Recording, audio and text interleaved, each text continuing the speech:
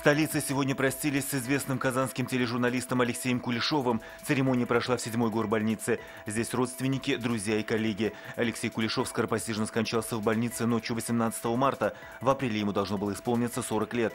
Похоронили журналиста в Зеленодольске. Более 300 заключенных в Татарстане считаются наркозависимыми. Многие из них отбывают наказание за преступления, связанные с запрещенными веществами. Чтобы помочь излечиться от зависимости, в 19-й Казанской исправительной колонии создали единственный в России реабилитационный центр. Железная дорога, маршрут, пульт управления. Будущие машинисты университета путей сообщения учатся вести локомотив. Чтобы отработать все навыки, на площадке вуза сегодня запустили новые компьютерные тренажеры по ведению электровоза. Все они соответствуют стандартам WorldSkills.